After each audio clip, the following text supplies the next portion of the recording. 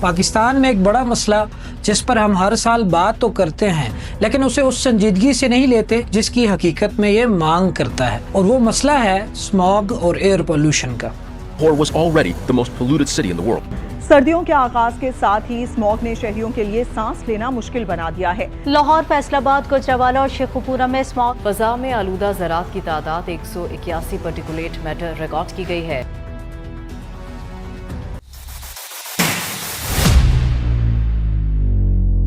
ہر سال سردیوں میں ہمارے بڑے شہر ایک بھاری دھندلی فضا میں ڈوب جاتے ہیں، ہم اسے فوگ کہتے ہیں، لیکن یہ صرف فوگ نہیں، یہ ایک زہریلا دھواں ہوتا ہے جو گاڑیوں، فیکٹریوں، بھٹوں، دھول اور جلتی ہوئی فصلوں سے اٹھتا ہے اور سردیوں میں اوپر نہیں جا پاتا۔ لاہور کتنی بار دنیا میں سب سے زیادہ آلودہ ترین شہر بن چکا ہے۔ لاہور ایئر کوالٹی انڈیکس میں پہلے نمبر پر رہا۔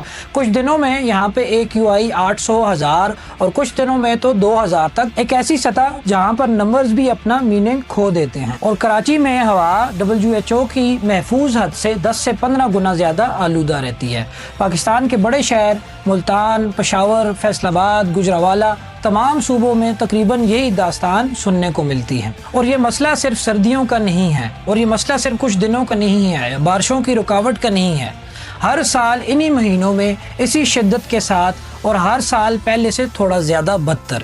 اور اصل سوال یہ ہے کہ اسموگ آخر ہوتا کیوں ہے، اور اگر ہم جانتے ہیں کہ یہ ہونے والا ہے تو اسے کوئی روکتا کیوں نہیں؟ چلیں شروع کرتے ہیں وہیں سے جہاں سے اس پوری کہانی کی شروعات ہوتی ہے۔ یہ جو سانس ہم لے رہے ہیں اس میں آخر ہے کیا؟ ہم عام طور پر ہوا کو بس ہوا سمجھتے ہیں، لیکن حقیقت میں ہوا کے اندر موجود مائکروسکوپک پارٹیکلز ہی سب کچھ بدل دیتے ہیں۔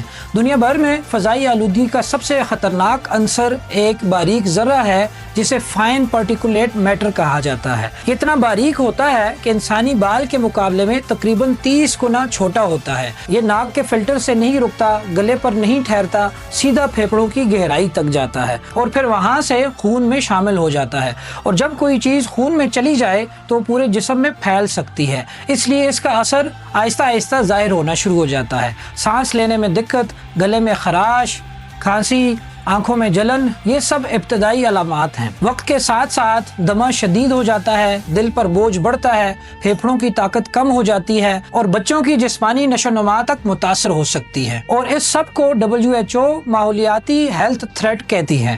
اور پاکستان میں مسئلہ اس لیے زیادہ بھاری ہو جاتا ہے کیونکہ زیادہ تر لوگ ایسی جگہ رہتے ہیں جہاں نہ صاف ہوا کا اختیار ہے، نہ ایئر فلٹریشن کا کوئی نظام۔ پاکستان میں فضائی آلودگی پر زیادہ تر بحث نہیں ہوتی۔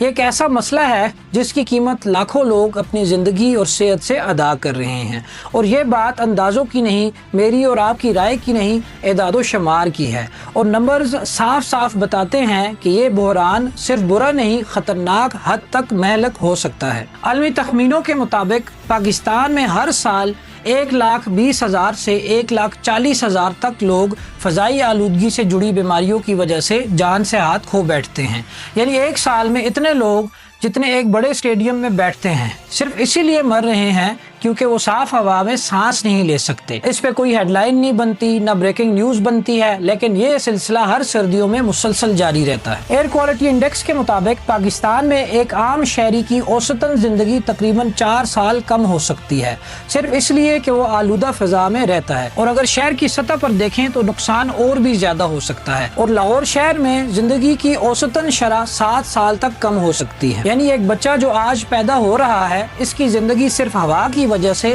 7 سال تک کم ہو سکتی ہے۔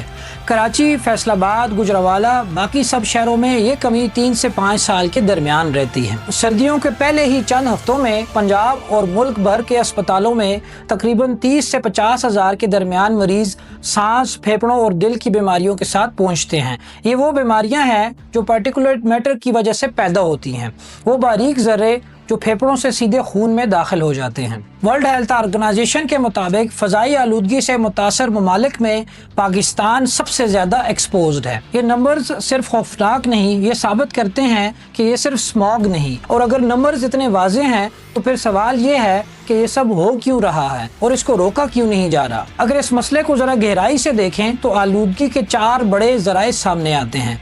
सबसे पहली चीज गाड़ियां और मोटरसाइकिल्स। करोड़ों इंजन, पुराना ईंधन और एमिशन टेस्टिंग ना होने के बराबर शहरों में ये सबसे बड़ा कंट्रीब्यूटर है। और दूसरे नंबर पर फैक्ट्रियां और ईंटों के भट्टे, जहां कम मेयार का कोयला, रबड़ और टायर जलाए जाते हैं। फिल्टर्स बहुत कम हैं और कानून पर अमल दरामद तो ना होने के बराबर है। इसके बाद आती है तीसरी वजह, फसलों की बाकियात को जलाना। ये चंद हफ्ते पूरे मौसम को बदल देते हैं। ये धुआं हवा के साथ लाहौर, फैसलाबाद, पेशावर और मुल्क के बाकी शहरों तक भी पहुंच जाता है। चौथे नंबर पर है धूल और कंस्ट्रक्शन वर्क। टूटी हुई सड़कें, अंडर कंस्ट्रक्शन बिल्डिंग्स और हर वक्त चलने वाली कंस्ट्रक्शंस जो हम रोड्स पे देखते हैं, ये वो जराए हैं जो हमें आंखों से भी दिखते हैं और पाकिस्तान में फजाई आलूदगी की सबसे बड़ी वजह हैं। ये चारों इसलिए खतरनाक हैं क्योंकि ये अलग अलग नहीं हैं, ये एक दूसरे को बढ़ाते हैं। ज्यादा गाड़ियां, उनसे ज्यादा धुआं निकलता है, ज्यादा कंस्ट्रक्शन की वजह से ज्यादा धूल है, और सर्दियों में हवा बिल्कुल बंद हो जाती है, नीचे फंस जाती है, और तब सिर्फ स्मॉग नहीं बनता बल्कि पूरा एक एयर पोल्यूशन का क्राइसिस जन्म लेता है। अब मसला ये नहीं कि सर्दियों में आलूदगी ज्यादा पैदा होती है, मसला ये है कि वो कहीं जा ही नहीं सकती।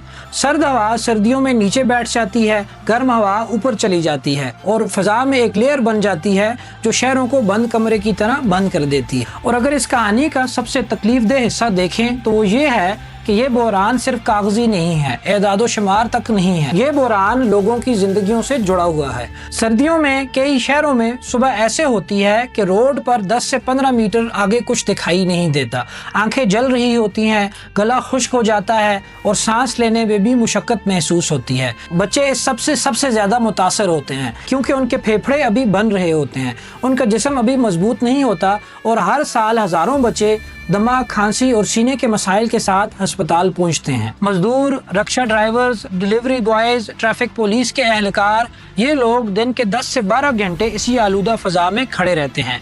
ना कोई एयर प्योरीफायर्स हैं, ना इंडोर सेफ्टी है, बस वही धुआं जो शहर भर में फैला हुआ है। अमीर लोग फिल्टर्ड गाड़ियों में सफर करते हैं, घरों में एयर प्योरीफायर्स लगाते हैं या शहर से बाहर निकल जाते हैं, लेकिन आम लोग इसी हवा में सांस लेते हैं, उसी हवा में काम करते हैं। और अब बात करते हैं कि पाकिस्तान में एयर पोल्यूशन और स्मॉग के लिए किस किस्म के इक़दामात किए जा रहे हैं। पंजाब में AI based air monitoring systems और रियल टाइम डैशबोर्ड्स लगाए जा रहे हैं और इंडस्ट्रियल इंस्पेक्शंस पर भी काम शुरू किया जा रहा है। ईंटों के भट्टों को बेहतर टेक्नोलॉजी पर मुंतकिल करने पर भी काम शुरू हो चुका है। पब्लिक ट्रांसपोर्ट के प्रोजेक्ट्स भी शुरू हो रहे हैं, लेकिन मसला ये है कि ये सब इक़दामात इस बहरान की रफ्तार के मुकाबले में अभी बहुत छोटे हैं और ज्यादातर सिर्फ सीजनल हैं, ना कि पूरे मुल्क में सिस्टम के लेवल पर। दुनिया के बड़े शहरों ने भी इसी क्राइसिस का सामना किया है और इससे बाहर भी निकले हैं। चीन, यूरोप, अमेरिका, लंदन, मेक्सिको, सब ने 3 बुनियादी डिसीजंस लिए। सबसे पहला फैसला clean public transport, electric buses और मेट्रो नेटवर्क्स का लिया गया और पुरानी गाड़ियों पर सख्त पाबंदियां आयद की गई। और दूसरा फैसला बेहतरीन मयार का फ्यूल, इंडस्ट्रियल फिल्टर्स और कैटालिटिकल कन्वर्टर्स और इसके साथ साथ AI बेस्ड मॉनिटरिंग सिस्टम्स का इजरा। और तीसरा फैसला एग्रीकल्चर में मुतबादल टेक्नोलॉजी का कयाम, रेजिड्यू को जलाने के लिए बायोफ्यूल और एनर्जी में बदलने के लिए नई मशीनरी किसानों को दी गई। पाकिस्तान के हालात चीन या यूरोप जैसे नहीं, लेकिन उनके उसूल अपने अंदाज में अपनाए जा सकते हैं। पब्लिक ट्रांसपोर्ट पर बड़े पैमाने पर काम करने की जरूरत है। मुतबादल दिए बगैर लोग अपनी गाड़ियां नहीं छोड़ सकते और इंडस्ट्रीज के लिए फिल्टर्स और सख्त निगरानी के बगैर उनको साफ सुथरा नहीं बनाया जा सकता। फसलों की बाकियात जलाने पर पाबंदियों के बजाय मुतबादल माशी हल देने होंगे और सबसे अहम, इस मसले को मौसमी नहीं कौमी बहरान समझना होगा। और आखिर में बात एक सादा हकीकत पर आकर रुकती है, साफ हवा कोई लग्जरी नहीं है, ये जिंदगी का बुनियादी हक है। और आज पाकिस्तान में लाखों लोग इस हक से महरूम हैं और आलूदा फजा में सांस ले रहे हैं।